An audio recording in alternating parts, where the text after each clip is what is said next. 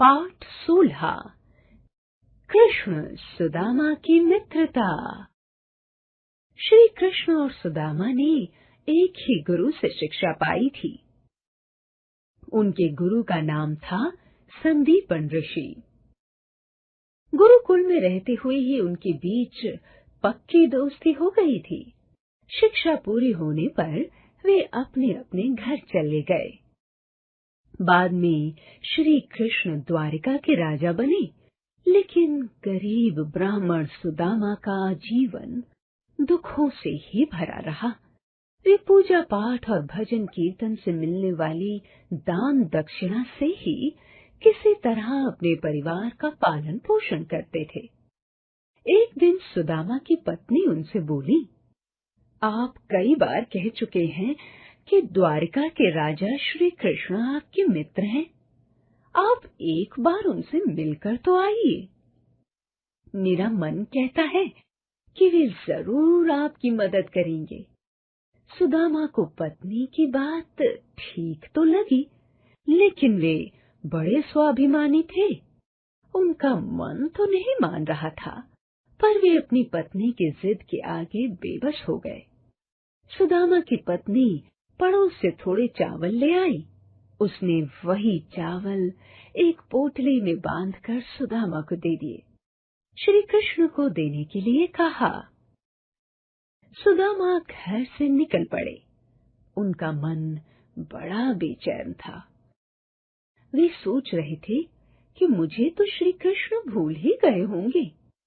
यदि उन्होंने मुझे नहीं पहचाना तो मेरा द्वारिका जाना व्यर्थ हो जाएगा। रास्ते भर सुदामा का मन इसी उलझन से भरा रहा कि श्री कृष्ण मुझ जैसे गरीब को पहचान भी लेंगे या नहीं। इसी तरह की बातों पर विचार करते करते सुदामा श्री कृष्ण की नगरी द्वारिका जा पहुंचे।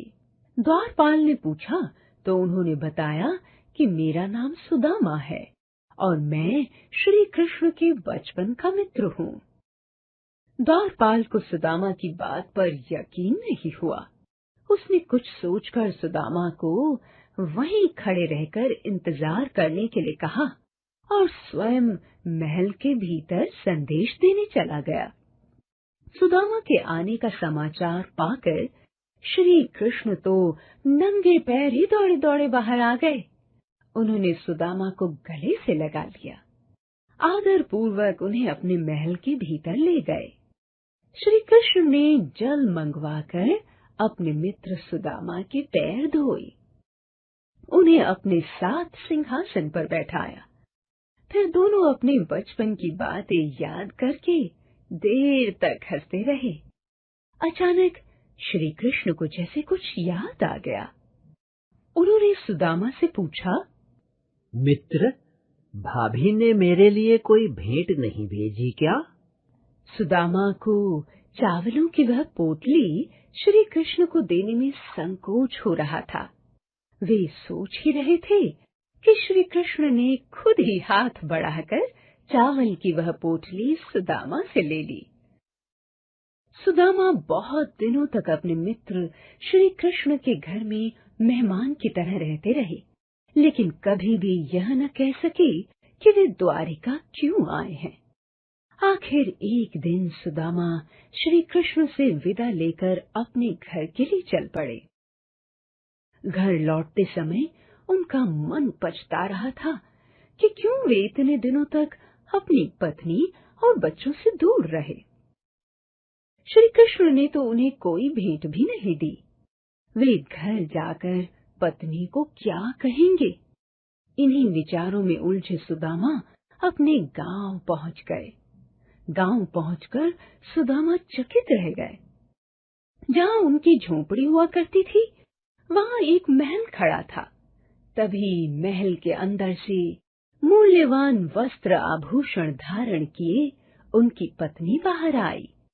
अब उन्हें यह समझते देर न लगी कि यह चमत्कार किसका है। आज भी श्री कृष्ण और सुदामा की मित्रता को दुनिया याद करती है। दोस्ती हो तो ऐसी।